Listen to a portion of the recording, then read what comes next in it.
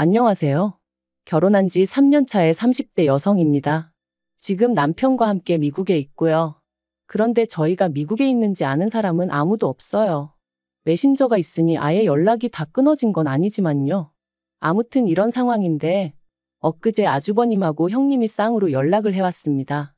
어머님이 병원에 입원하셨는데 그래도 자식돌이는 해야 하지 않겠냐며 말이죠. 그리고 그 연락을 받고 나니까 자식돌이가 도대체 뭘까 하고 생각하게 되대요. 어머님은 본인 스스로 어머니 노릇을 하셨다고 생각하시는 건가 묻고 싶기도 하고. 남편하고는 친구의 소개로 만났어요. 그런데 좀 속상한 이야기지만 남편과 제 소개팅은 사실 친구가 좋은 뜻으로 주선해준 자리는 아니었더라고요. 나중에 알게 된 건데 소개팅을 주선해준 친구 생각에 조건이 안 좋은 남자를 소개시켜주면 제가 자존심 상해할 것 같았고 그 꼴이 보고 싶어서 만든 자리였다나요? 유치하죠? 저도 그 친구가 저를 왜 시샘했는지는 지금도 모르겠어요. 그 사실을 알고 나서는 솔직히 곁에 둘 사람이 못 된다는 생각에 제가 연락을 끊었거든요. 하지만 한편으론 그 친구한테 고맙기도 해요. 남편하고 저는 첫눈에 서로에게 호감을 느꼈고 그래서 얼마 지나지 않아 바로 연인 사이가 되었으니까요. 비록 고졸의 기술직, 소위 결혼시장에선 별 볼 일 없는 조건의 남자였지만 사람이 성실하고 진중했어요. 제가 하는 모든 말에 귀 기울여 줄 줄 알고 배려할 줄 아는 따뜻한 사람이었죠. 반면에 저는 솔직히 남편에겐 너무나 처지는 조건이긴 했어요. 다른 무엇보다도 일단 저는 고아였으니까요. 하지만 그렇다고 제가 불행한 인생을 산 것은 아닙니다. 비록 성인이 되기 전까진 줄곧 보육원에서 자랐지만 나름대로 인서울 대학에 진학해 졸업 후에는 어엿한 사회인이 되었으니까요. 하지만 제 자신이 스스로를 어떻게 생각하건 간에 사회는 늘 저를 불쌍하고 어딘가 부족한 사람처럼 대했고 그래서 결혼은 고사하고 연애도 엄두가 나지 않았거든요. 그런데 얼떨결에 하게 된 소개팅에서 남편을 만났고 연애 2년 만에 프로포즈까지 받았으니 이게 꿈인가 생시인가 싶었다니까요. 남편이 저한테 그러더라고요. 자기가 알기로 모아놓은 돈이 1억 정도 있으니 그 돈으로 어디 전세라도 구하면 될 것 같다고요. 저 또한 악착같이 모아놓은 6천만 원 정도가 있었는데 그걸로 혼수도 하고 경차라도 한 대 사면 구색은 갖추고 살 수 있지 않겠나 싶었고요. 그리고 그 이야기만 나누었는데도 벌써 제 앞날에 꽃밭이 놓여진 기분이었어요. 나도 드디어 남들처럼 살 수 있겠구나 하는 생각도 들었고 하지만 프로포즈 받고 2주 만에 시댁에 정식으로 인사를 드리러 간 날 어딘가 조금씩 금이 가기 시작했습니다. 남편은 몸을 쓰는 기술직이었고 기숙사에서 먹고 자며 일을 했어요. 저랑 결혼해야겠다는 생각이 들 무렵부터는 정말 저 만나는 시간, 자는 시간만 빼고 일을 했다 했고요. 그리고 그렇게 번 돈은 전부 다 어머님이 관리해주고 계시다 했었는데 저는 그렇게 믿고 맡길 수 있는 부모가 있는 남편이 얼마나 부러웠는지 몰라요. 그리고 저도 결혼하면 시부모님을 제 부모님이다 여기고 뭐든지 믿고 맡기고 싶은 마음이었거든요. 하지만 인사를 드리러 간 날 어머님이 정말 별일 아니라는 듯이 일단은 들어와 살라고 하셨습니다. 남편이 그게 무슨 소리냐고 여기서 자기가 출퇴근을 어떻게 하냐면서 그냥 자기 돈을 달라고 하는데도 이런저런 핑계를 대시면서 일단은 합가를 하자는 식으로 말씀을 하셨죠. 그리고 결국 알게 된 사실은 충격적이었습니다. 남편이 근 10년간 벌어왔던 대부분의 돈을 아주버님한테 주셨다고 하셨거든요. 남편에게는 위로 3살 많은 아주버님이 있습니다. 남편 말로는 어려서부터 아주버님은 공부를 잘했고 자기는 공부 쪽에는 영 소질이 없었대요. 그리고 학업에 대한 미련이 많으셨던 어머님은 어려서부터 소위 공부머리가 있는 아주버님을 무척이나 아끼셨답니다. 갖고 싶다는 거 하고 싶다는 거 없는 형편에도 어떻게든 다 해주셨다는 거예요. 반면에 남편은 공부를 못하니까 그런 걸 바랄 자격이 안 된다면서 안 해주셨다는데 듣는 내내 제가 다 속이 상하더라니까요. 하지만 어쨌든 그러면 뭘 하나요? 서울대 의대를 간에어쩌네 했었다는 아주버님은 사수를 했지만 결국 서울대 의대는커녕 서울 안에 있는 대학도 가질 못했고 이후로 지방에 있는 모 대학을 졸업한 뒤 또다시 3년 만에 공무원 시험에 합격했다고 했습니다. 저희 남편이 고등학교 졸업 이후로 손에 기름때 묻혀가며 번 돈이 알고 보니 그렇게 다 아주버님 뒷바라지에 쓰였던 모양이었죠. 그리고 저는 그때 처음 남편의 눈물을 봤습니다. 원래 술 담배도 못하는 사람인데 그날 제 앞에서 깡소주를 들이키며 엉엉 우는데 제가 이 사람을 지켜줘야겠다는 생각이 들더라고요. 그래서 결국 가진 거 하나 없는 사람이라는 걸 알게 되었지만 헤어지지 않았습니다. 오히려 더 보란듯이 결혼해서 같이 잘 살아봐야겠다고 생각했지요. 한편 결혼식이 다가오자 어머님이 예단 이야기를 꺼내셨습니다. 아무리 본거 없이 자랐다고 하지만 그런 것도 모를 수가 있냐면서 대놓고 무시하시기에 받는 게 하나도 없으니 예단도 못 드린다 했어요. 그랬더니 어머님이 그러면 당신은 물론이고 시댁 식구 아무도 결혼식에 못 가게 하겠다대요. 이때 이런 부모라면 차라리 부모 없는 내가 나을지도 모르겠다는 생각이 들더군요. 하지만 그것과는 별개로 비록 제가 말은 세게 했어도 저러다 진짜 아무도 안 오면 어떡하나 싶은 거예요. 가뜩이나 저도 하객이 얼마 없어 초라할 게 분명한데 남편까지 초라해질까봐 그것도 걱정이 되었고요. 그래서 결국 불량배한테 돈 빼앗기듯 예단 대신 현금 300만 원 드렸습니다. 그런데 어머님, 이걸로 가방 하나 못 산다며 어찌나 신경질을 내시던지 그때 어머님의 표정이 지금도 눈에 선해요. 그리고 정작 결혼식에 오실 땐 사이즈도 안 맞는 이모님 한복을 빌려 입고 오셔서는 저희 한번 안아주지도 않으시대요. 제가 있던 보육원 원장님과 저를 챙겨주시던 교수님이 아니셨다면 제 결혼식은 저에게 그저 눈물로만 남았을 뻔했어요. 그렇게 신혼생활을 시작하고 얼마 지나지 않았을 때였습니다. 어머님이 남편 돈을 다 써버린 걸 알게 된 이후로 당연히 남편은 더 이상 어머님께 돈을 맡기지 않았고 그렇게 경제권은 제 손에 넘어왔지요. 그런데 이를 이유로 어머님이 말 그대로 행패를 부리기 시작하셨어요.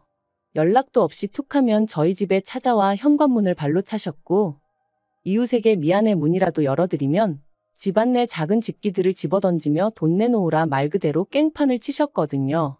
어쩜 이런 어머님 밑에서 내 남편 같은 사람이 자랐을까 싶기도 하고 경찰을 불러도 가족 문제니 별달리 도와줄 수가 없다며 저희더러 어머님을 잘 달래서 내보내라 하니 결국 해결책이 돈밖에 없었어요. 그래서 매달 50만 원씩 드리는 걸로 가까스로 어머님을 달랬는데 그 50만 원이 알고 보니 아주버님네 애들 학원비로 들어갔더라고요. 저희는 당장 먹고 사는 게 빠듯해서 애는 꿈도 못 꾸는 마당이었는데. 그리고 이런 일들이 몇 번이나 반복되고 나니 아무리 제가 남편을 사랑한다고 해도 지치더라고요. 어떻게든 남편하고 똘똘 뭉쳐 보란 듯이 잘 살아보려고 했는데 이러다 내가 죽겠구나 싶었죠. 그래서 남편한테 이혼하자고 했어요. 어머님 때문에 더는 못 버티겠다고 차라리 혼자일 때가 나았다고 가족이 아니라 왼수라는 말이 이제 뭔지 정말 알겠다고요. 그랬더니 남편이 자기가 어머님을 버리겠다 하대요. 자기는 이제 저 없으면 안 된다면서 어머님 안 보고 살잡니다. 그런데 그게 말처럼 쉬운 일이 아니잖아요. 말 그대로 코딱지만한 땅덩어리에서. 그래서 아무리 남편이 안 보고 살자 해도 그게 그렇게 와닿지가 않았습니다. 그래서 천륜을 어떻게 끊냐 그냥 내가 물러나겠다 했는데 안 된대요. 자기가 어떻게든 방법을 찾겠다고 하더라고요. 그리고 그렇게 이혼 이야기가 오간 지 2달쯤 됐을 땐가 남편이 저더러 미국 가잡니다. 그래서 갑자기 그게 무슨 소리냐니까 남편이 일하는 회사에서 이번에 미국에 공장을 짓게 되었는데 남편더러 관리자로 가겠냐 하더래요. 그래서 그냥 무조건 가겠다고 했다면서 반년만 참아달라는 거였죠. 미국이라니 상상조차 못 해봤는데. 그런데 한편으론 남편과 처음 결혼을 약속했을 때처럼 뭔가 다시 밝은 미래가 보이는 기분이었어요. 인터넷을 찾아보니 못해도 10시간은 걸린다는데 그럼 어머님이 멋대로 찾아오진 못하시겠지 하는 생각도 들고 숨통이 트이는 기분이었죠. 그리고 올해 초 남편이 말했던 대로 저희는 미국에 나오게 되었습니다. 나오기 3주 전부터 조금씩 짐을 싸기 시작했는데 혹시나 어머님이나 아주버님네가 눈치를 채진 않을까 싶어 얼마나 조심스러웠는지 몰라요. 게다가 저도 스스로 좀 당황스러웠던 게 이렇게 가는 게 정말 맞는 걸까? 하는 생각이 들더라고요. 지금이야 남편이 저 없으면 안 된다고 하지만 훗날 저 때문에 어머님하고 연 끊었다 저 때문에 형하고도 틀어졌다.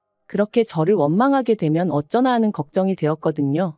그래서 몇 번이나 남편에게 정말 괜찮겠냐 후회 없냐 물었고 그때마다 남편은 내가 내린 결정이다.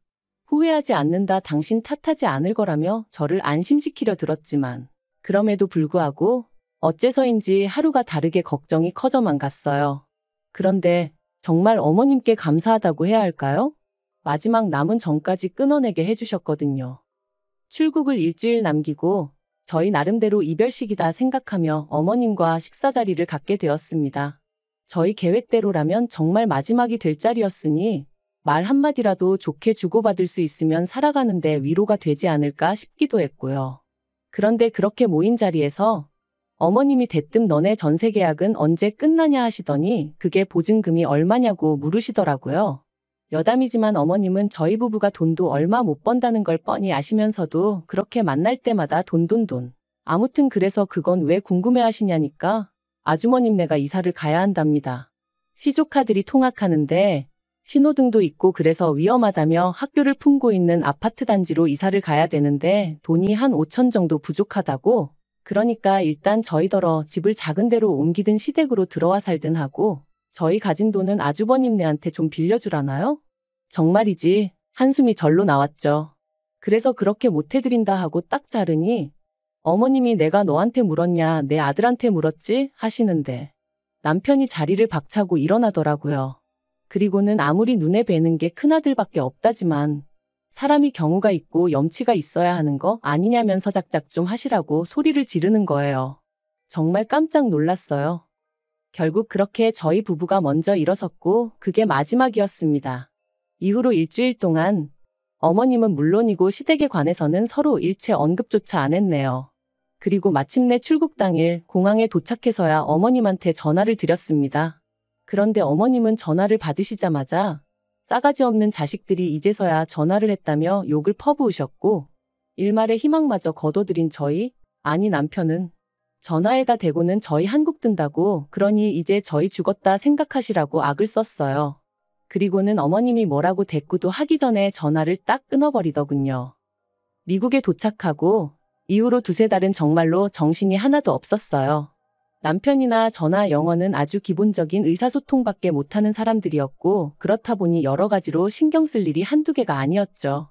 그런데 아이러니하게도 그 어느 때보다 즐거웠어요.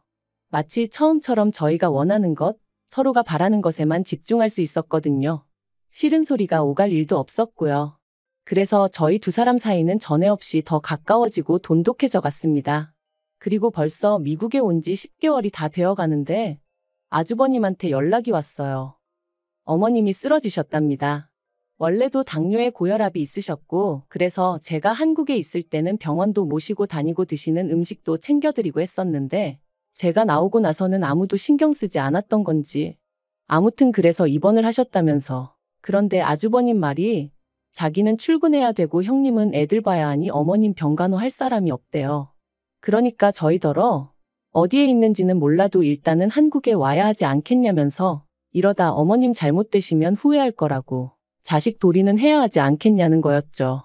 그리고 옆에서 가만히 듣고 있던 남편이 형이 간병인 불러드리면 되겠네 했습니다.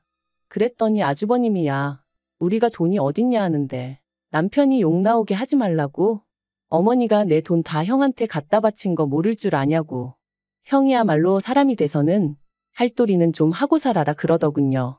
그런데 아주버님도 가관이었어요. 난 네 돈인지 모르고 썼어. 내가 달라고 한 거 아냐. 듣는데 정말이지 어이가 없더라고요. 백번양보에 저희 남편 돈이지 몰랐다고 치면 정말 어머님이 자기한테만 잘해주는 걸로 알고 받았다는 건데 그럼 이럴 때일수록 본인이야말로 더더욱 자식돌이 해야 하는 거 아닌가 싶었으니까요. 그리고 최소한 저희 남편한테 어찌됐든 미안하다 한마디는 하는 게 정상 아닌가요? 그래서 제가 남편더러 그만 얘기하라 했어요. 시간 낭비라고 인간 같지도 않다고요. 그리고 그렇게 전화를 끊고 저희는 둘 다 한참을 말없이 있었습니다. 남편은 씩씩대며 화를 참지 못했고 그런 남편을 보는 제 마음도 편치만은 않았으니까요. 무슨 말을 해야 할지, 위로를 해줘야 하는 건지 같이 화를 내야 하는 건지 그조차 가늠이 되질 않았네요. 하지만 결론부터 얘기하자면 어머님을 뵈러 가지는 않기로 했어요. 아무리 부모 자식 간이라고 해도 서로 간의 믿음이라던가 추억이라던가 그런 게 있어야 하는데 남편이 말하길 자기가 아무리 생각을 해봐도 그런 게 없답니다. 그러니 자기도 더는 뭘 해드리고 싶은 생각이 눈꼽만큼도 안 들고 솔직히 말해서 어머님이 병원에 계시다는 이야기를 들었어도 별로 걱정이 되질 않는다대요. 오히려 그 일로 아주버님이 저러고 나오는 게 꼴보기 싫을 뿐이라면서. 그리고 저는 이런 이야기를 듣는 동안 그래도 제가 명색이 며느리인데 모자간의 관계 회복을 위해서라도 나서는 게 맞지 않나 하는 생각도 하긴 했습니다만 결국엔 안 하기로 마음먹었어요. 나선다고 누구 하나 좋은 소리 해줄 것 같지도 않고 설령 해준다고 해도 그거 듣자고 제가 또 스트레스를 받을 걸 생각하니 엄두가 나지 않았거든요. 물론 남편이 저랑 한마음 한뜻이기에 이런 결정도 내릴 수 있었던 거지만요. 아무튼 지금은 남편하고 알콩달콩 오순도순 잘 지내고 있고 그래서 살맛 납니다. 그리고 저에게 딱 한 가지 소원이 있다면 앞으로도 지난 2년, 지난 세월은 있고 지금처럼만 행복하게 지낼 수 있으면 좋겠다는 것뿐이에요.